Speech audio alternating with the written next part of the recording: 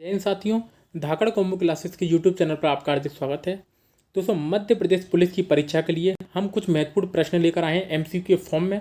आप उनको लगाने का प्रयास करना, जो कि आपको पेपर में बहुत ज़्यादा मदद करने वाली है। चलिए अपन सीधे क्वेश्चन की तरफ चलते हैं। यदि वीडियो आपको पसंद आए तो वीडियो को लाइक एंड कमेंट करके जरूर बताएं कि वीडियो आपको कैसी लगी। पहला क्वेश्चन है दोस्तों आपके सामने, तेलंगाना राज्य का गठन दिवस मनाया जाता है 31 मई, 1 जून, 2 जून या फिर 4 जून। तो यहाँ पर दोस्तों जो आपका सही आंसर हो जाएगा वो हो जाएगा 2 जून। कितना? 2 जून। 2 जून 2000 2 जून 2 जून 2014 को तेलंगाना राज्य 29वें राज्य के रूप में आंध्र प्रदेश से अलग होता है और 29वां राज्य बनता है। ठीक है, 29वां राज्य तब बनता है, लेकिन प्रेजेंट टाइम में हमारे यहाँ पर 28 राज्य एवं 8 केंद्र शासित प्रदेश है। कितने? 8 केंद्र शासित प्रदेश है। ये वाली बात आप ध्यान रखना। तेलंगाना राज्य का गठन जो हुआ था वो किसकी सिफारिश पर हुआ था? तो श्री कृष्ण आयोग की सिफारिश पर हुआ था। किसकी आयोग पर? किसकी सिफारिश पर? श्री कृष्ण आयोग की सिफारिश पर।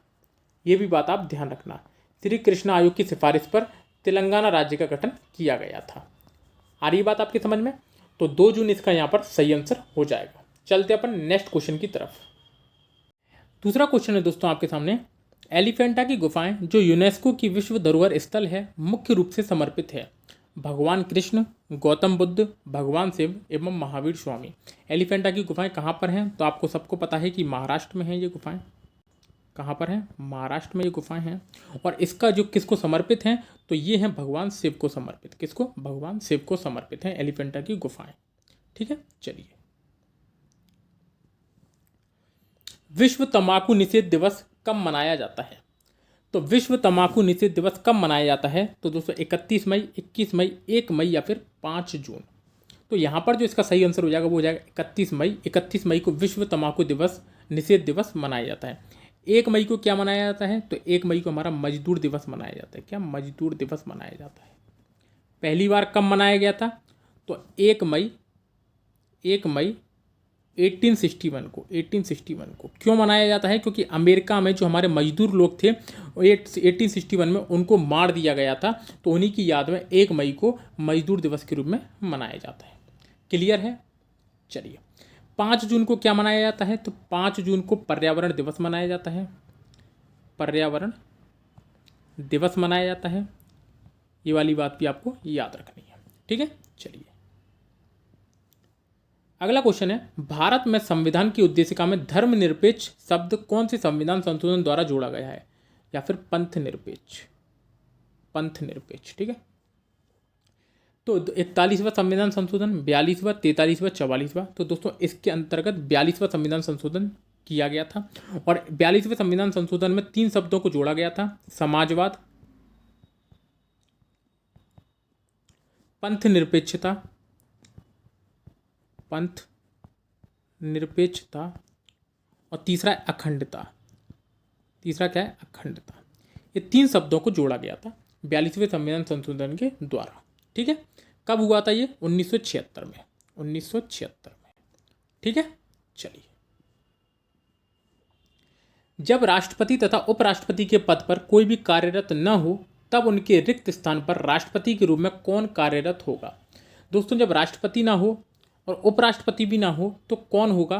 ऑप्शन है भारत के न्यायाधीश, भारत का मुख्य न्यायाधीश, भारत के प्रधानमंत्री, भारत का मुख्य न्यायाधीश, लोकसभा अध्यक्ष, भारत का नियंत्रक एवं महालेखा परीक्षक। तो दोस्तों यहाँ पर जो इसका सही हो जाएगा वो हो जाएगा आंसर भारत का मुख्य न्यायाधीश। जब राष्ट्रपति पद पर ना हो और उस राष्ट्रपति ना हो तो उसका कार्यभार कौन संभालता है? उपराष्ट्रपति। और जब उपराष्ट्रपति भी ना हो तो उसका कार्यभार कौन संभालता है? भारत का मुख्य न्यायाधीश। शायद आपको याद हो तो मोहम्मद हिदायतुल्लाह पहले कार्यवाहक बने थे। मोहम्मद हिदायतुल्लाह पहले कार्यवाहक बने थे। शायद आप लोगों को याद होगा। कब? वीवी गिरी जब राष्ट्रपति के चुनाव के लिए खड़े हो गए थे। वीवी गिरी जब राष्ट्रपति के चुनाव के लिए खड़े हो गए थे तब जाके ये मोहम्मद हिदायतुल्लाह कार्यवाहक राष्ट्रपति बने थे। ठीक है, चलिए। विश्व जल दिवस कब मनाया जाता है? तो दोस्तों विश्व जल दिवस कब मनाया जाता है ये आपको बताना है। तो यहाँ पर 8 मार्च, 14 मार्च, 22 मार्च, 25 मार्च। तो दोस्तों इसका जो सही आंसर हो जाएगा वो हो जाएगा 22 मार्च। तो 22 मार्च को विश्व जल दिवस मनाया जाता है। 8 मार्च को क्या मनाया जाता है, तो 8 मार्च को अंतर्राष्ट्रीय महिला दिवस मनाया जाता है। इस वाली बात को आप ध्यान रखना, ठीक है। चलिए, विश्व स्वास्थ्य संगठन का मुख्यालय कहाँ स्थित है? द हेग, ओस्लो, जिनेवा या फिर न्यूयॉर्क? तो इसका आंसर आपको देना है दोस्तों सही। तो विश्व स्वास्थ्य संगठन, वर्ल्ड हेल्थ ऑर्गेनाइजेशन, इसका जो मुख्यालय है वो पड़ता है हमारा जेनेवा में। कहाँ पर? जेनेवा में। इसकी स्थापना कब हुई थी? तो इसकी स्थापना हुई थी 7 अप्रैल 1948 को। 7 अप्रैल 1948 को। इसीलिए 7 अप्रैल को हमारा विश्व स्वास्थ्य दिवस मनाया जाता है, ठीक है। इस वाली बात को आपको ध्यान रखना कि विश्व स्वास्थ्य संगठन का मुख्यालय जेनेवा में है और 7 अप्रैल 1948 को इसकी स्थापना की गई थी, ठीक है। चलिए, सरकार के संसदीय रूप का विचार कहाँ से लिया गया है? अमेरिका, ब्रिटेन, आयरलैंड या फिर फ्रांस? दोस्तों इसका आपको सही आंसर देना है। तो संसदीय रूप का जो विचार लिया गया है वो लिया गया है ब्रिटेन से, क्योंकि आप जानते हैं कि हमारा संविधान ब्रिटेन के यहाँ से ही प्रेरित है। तो ब्रिटेन के यहाँ से ही हमने संसदीय प्रणाली को अपनाया है, ठीक है। चलिए, कौटिल्य द्वारा रचित प्रसिद्ध पुस्तक कौन सी है? अर्थशास्त्र, इंडिका, आर्य मंजूश्री मुल्कापा, राजतरंगिणी? ठीक है। तो दोस्तों ये आपको आंसर बताना है, कौटिल्य द्वारा रचित प्रसिद्ध पुस्तक कौन सी है? तो दोस्तों इसका जो सही आंसर हो जाएगा वो हो जाएगा अर्थशास्त्र या फिर इकोनॉमिक्स।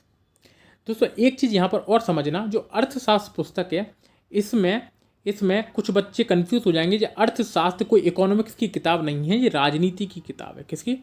राजनीति की किताब। तो कभी कभी प्रश्न पूछ लिया जाता है कि राजनीति की सबसे बड़ी किताब कौन सी, राजनीति की पहली किताब कौन सी? दोस्तों उसका है अर्थशास्त्र। आंसर सही हो जाएगा आपका। इंडिका किसकी है?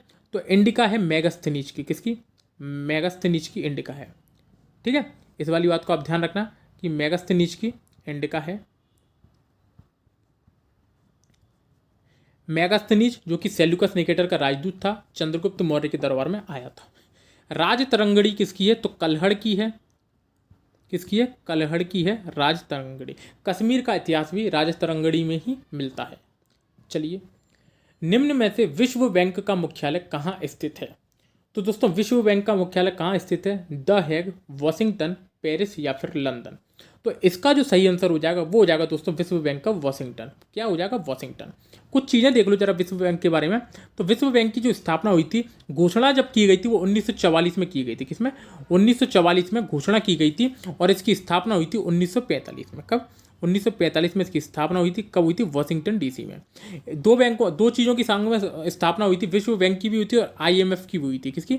आईएमएफ की भी स्थापना हुई थी और आईएमएफ का मुख्यालय भी कहाँ पर है? वॉशिंगटन डीसी में, ठीक है। इस वाली बात को आपको ध्यान रखना है। चलिए अगला क्वेश्चन, ये हो गया।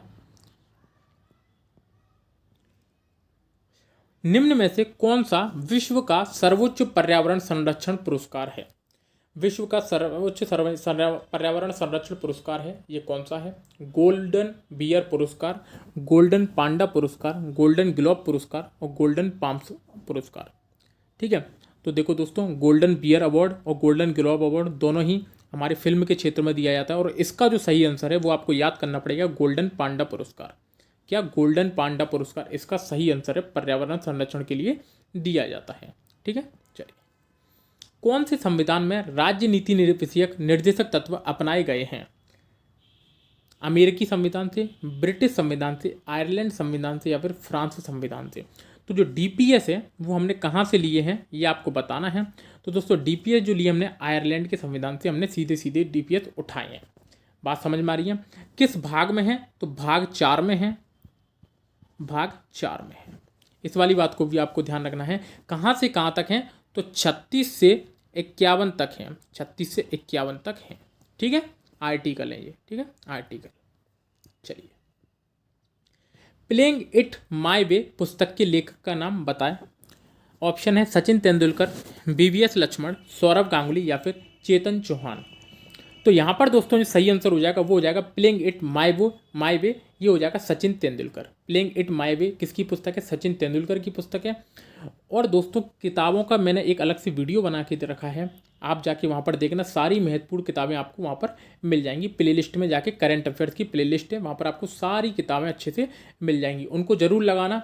पेपर में बहुत ज़्यादा आपको वो मदद करेंगे। चलिए, अंतर्राष्ट्रीय श्रम संगठन का मुख्यालय कहाँ स्थित है? पेरिस, न्यूयॉर्क, रोम या फिर जेनेवा। तो दोस्तों अंतर्राष्ट्रीय श्रम संगठन या फिर ILO, किसका? ILO, इंटरनेशनल लेबर ऑर्गेनाइजेशन, इसका जो मुख्यालय है वो है जेनेवा में। वो कहाँ पर है? जेनेवा में है अंतर्राष्ट्रीय श्रम संगठन का मुख्यालय। और ये बना कब था?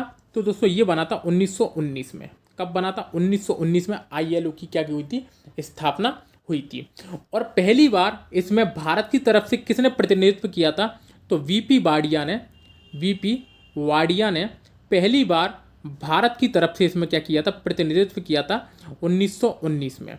और 1920 में जो प्रतिनिधित्व किया था वो किया था नारायण मल्लाराव जोशी, NM जोशी ने, MN जोशी ने दिया था, MN जोशी भाई साहब ने किया था। ठीक है, तो ये कुछ महत्वपूर्ण बातें थी जो मैंने आपको यहाँ पर जानकारी दी है। इनसे जुड़े अन्य प्रश्न भी मैंने आपको बताए हैं।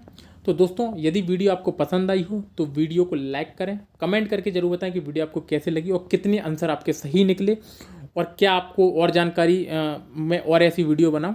तो दोस्तों यदि पसंद आए तो ज़रूर कमेंट करके बताएं। फिर मिलते हैं नेक्स्ट वीडियो के साथ, तब तक के लिए धन्यवाद।